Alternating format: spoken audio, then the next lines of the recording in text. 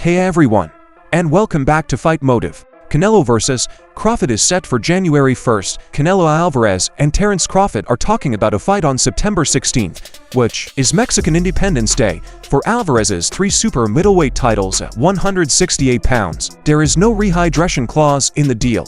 ESPN's Mike Coppinger says that a deal is almost done for a fight between Canelo Alvarez and Terence Crawford. The fight is set for the weekend of Mexican Independence Day and will happen in Las Vegas at 168 pounds with no rehydration clause. The message from Coppinger on X: no signed contracts yet, but Canelo Alvarez, boxing's top star, and Terence Crawford are primed to meet on Mexican Independence Day weekend in September if all is finalized. And as Crawford said all along, it would take place at 168 pounds with no rehydration clause. Canelo Alvarez expressed his respect for Terence Crawford in an interview with TMZ Sport. However, he pointed out that Crawford has only won one significant fight and hasn't faced many top opponents unlike Errol Spence. Are you tired of people asking you about Terence yet? No, look, I always say, I respect Terence Crawford. He's a very talented fighter, but he just win one big fight.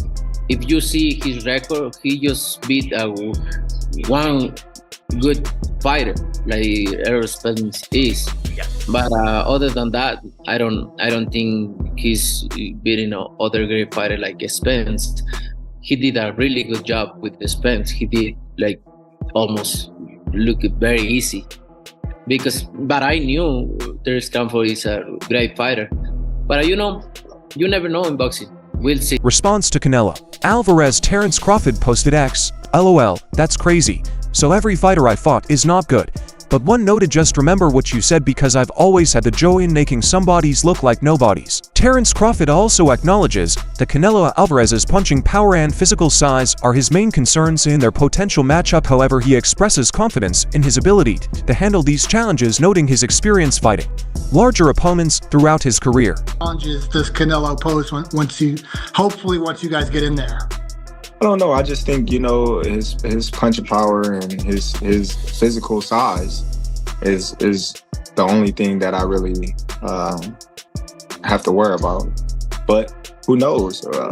Once we get in the ring, we don't know how I'll handle his punching power, his size.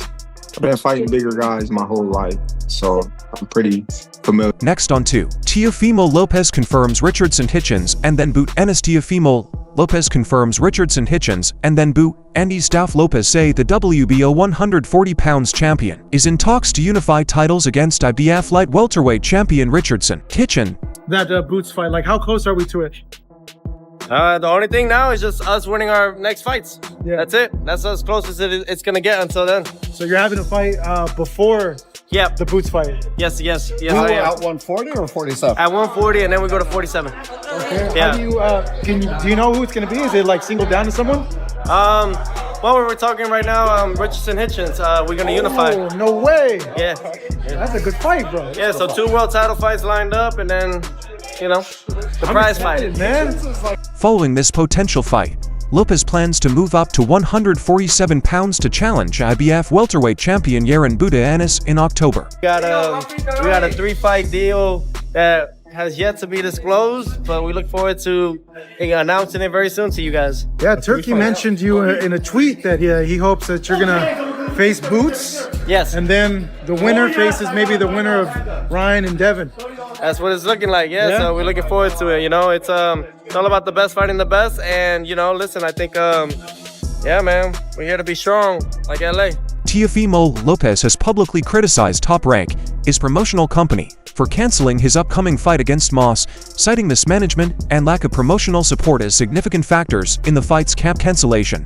They wanted to promote it in the West Coast. If he's Puerto Rican, shouldn't he be in the East Coast in New York? And then secondly, it was on pay-per-view. I'm not fine with pay-per-view if it's not with the right dance partner. Listen, if Sabrina Matias was really worthy of that type of competition, then Matchroom, Eddie Hearn would have still kept him.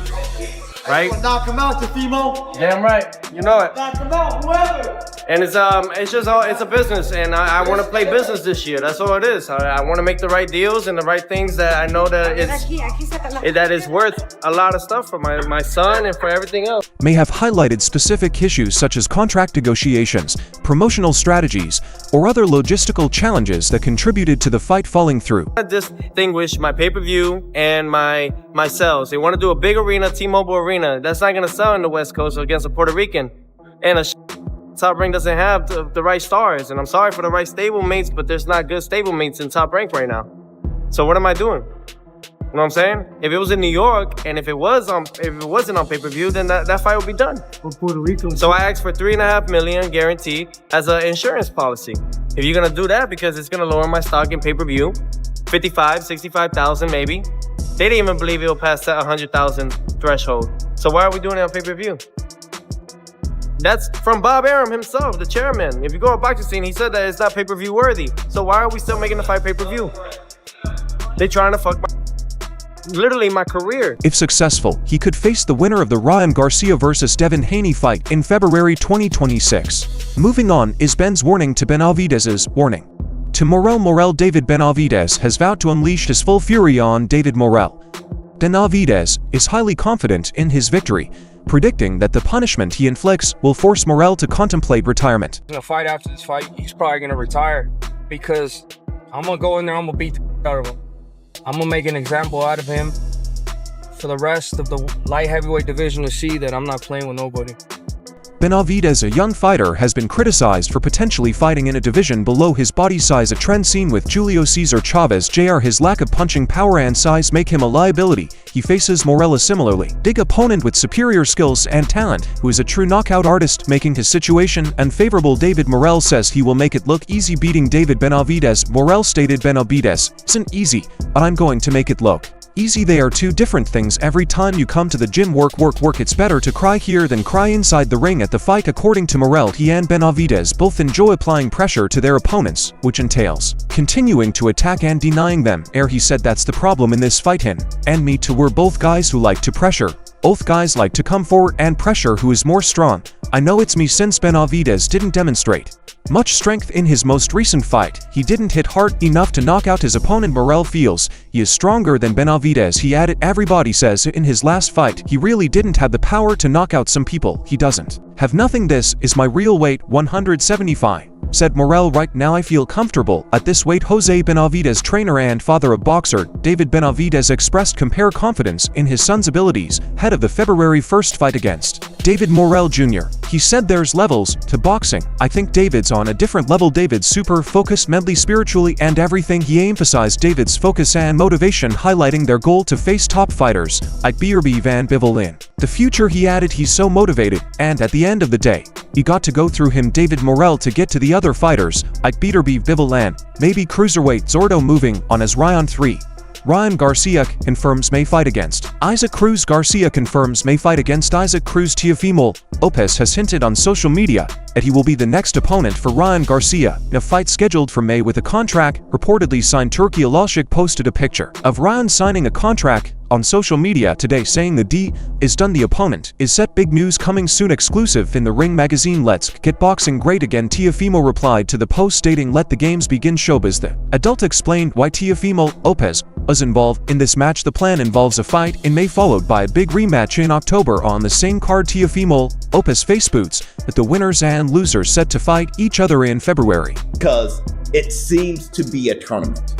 It seems as though you're going to have Ryan Garcia versus Isaac Pitbull Cruz, Devin the American Dream Haney versus Ramirez, and then Ryan Garcia, if he gets past Pitbull Cruz and Devin Haney gets past Ramirez, Ryan Garcia versus Devin the American Dream Haney in October for their rematch. After that, the winner fights Teofimo Lopez at 147. So from my understanding, Later, Turki Alalshik confirms through his EXP post the winners of both the October main event and the Teofimo vs. Boots will then face each other in February 2026. He wrote, "It is easy fight in May, then the big rematch in October. And in the same car, we will try Teofimo against Boots, then the winner against the winner and loser against loser in February. Need to discuss with our partners Top Rank and Matchroom and Golden Boa and PBC." Ryan Garcia said Cruz is an opponent he's wanted to fight for a long time, but has never had the chance until now. Cruz is being brought in for a tune-up to prepare Ryan for a rematch against Devin Haney in October in Riyadh. Just another big fight, so I'm ready to do it. I mean, Pitbull's is still a great fighter. He may have lost one time, but, you know, fans love him. He's a big fighter, you know, he's a big fighter, so I'm excited. Next on Tim Bradley goes off on Turki Alalshik. Bradley goes off on Turki Alalshik. Tim Bradley got on his soapbox this week to lecture Turki Alalshik, telling him that he has done nothing to improve boxing other than making some good fights. Tim feels that once Turki leaves the sport, things will be just as bad as before he arrived. Bradley says he wants Turki to create a commissioner-like person that oversees the sport in the same way as the NFL and NBA. Those leagues have appointed commissioners that oversee the management and path of the teams. Why don't you help us build a union to where the fighters can stand strong and go against their promoter or whatever? Why don't you actually help give us a world boxing council, something that look over the entire. I know they got the WBC, but you know what I mean. Something to oversee like the NFL and the NBA and all that. Give us something like that. You can have a headquarters in America, and you can have a headquarters over there. And they can all work together to bring boxing back together.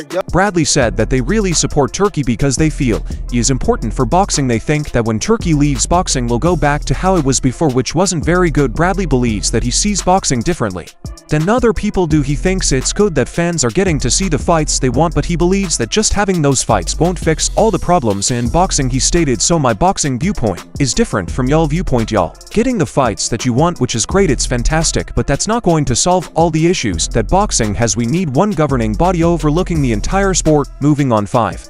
Dillian White ready for Joshua rematches. Dillian White ready for Joshua rematch. Dillian White signed for a fight against Anthony Joshua in his summer date at Wembley Stadium. Joshua lost his last fight to Daniel Dubois and is eager to get back on track after losing to British newcomer White. The British people may buy Joshua versus White to on PPV, but the rest of the world would be disgusted. Dillian is desperate to fight Joshua again, as a rematch could bring millions and make his retirement more comfortable. White's fortune is estimated at $7 million, and a rematch with Joshua could possibly increase it to $10 million. White said in an interview, "Joshua sounds perfect for me. They don't need to ask me twice. They talk about me. It's an option, but they haven't said anything to me, so it's just negotiation tactics from them, but I'm up for the fight." He believes that if Joshua wants to fight, all they need to do is reach out to him. Dillian also thinks that Joshua might not be as good as he used to be, but he still wants to fight him and Tyson Fury again because they both won against him in the past. Dillian added, "If he wants to fight, then all they've got to do is call me. I'm always up for fighting AJ, no problem for me. However, personally, I think he's finished. I want to fight AJ and Tyson again because they both beat me." Eddie Hearn, the promoter for Anthony Joshua, recently shared insights regarding the possible matchup between Joshua and Deontay Wilder. It's not, honestly, one of the fights that we're targeting, because the only 2 fights we're targeting is Tyson Fury and the Dubois Parker winner. But if we don't get one of those, we're fighting. And if it's, you know, they asked me the other night, all right, tell me who he could fight. And I just reeled them off, like Deontay Wilder, Martin Bakole, Kabeljau Zhang winner. What's another one? Dillian White. I don't know. I mean, I'm just giving you names that he could fight. It's not part of the plan, but, you know, His Excellency said to me the other night, "I like Joshua Wilder." And I said, okay. I said, well, if Fury is retired and we don't fight the winner of Dubois Parker for some reason, I don't mind having a look at that fight. I think it's a compelling fight, because any fight where the loser's done, you know, is an interesting fight. 2 huge punchers that, you know, are coming off defeats. and need to resurrect their career in some respect. Yaron Ennis vs. Imantas Stanionis for April 12th. Stanonis for April 12th. Yaron Boots Ennis and Niman Stonis are set to face off in a 47 pounds crossover fight on April 12th at Boardwalk Hall in Atlantic City, New Jersey. The fight, which could be shown on DAZN and promoted by Eddie Hearn's Matchroom, pitted Anne's IBF strap against Stun WBA belt. The Ring claims that the match is close to being finalized. The Ring magazine wrote Yaron Buda Ennis vs. Imantas Stanonis is now nearly finished for a WBA and IBF welterweight world title unification fight on April 12th at Boardwalk Hall in Atlantic City, New Jersey. The Ring has learned the fight is expected to feature an interesting clash of styles, and Tim Bradley offered analysis on ESPN State of Boxing. It's about time that Boots get in the ring with somebody. I can just tell you that. I mean, he had plenty of opportunity to get in the ring with guys, many guys, Virgil Ortiz at that, but he chose not to. This has ultimately been his plan to begin with. He wants to unify titles against Stanionis. I see this fight. I just got done watching film, I want to say 4 days ago.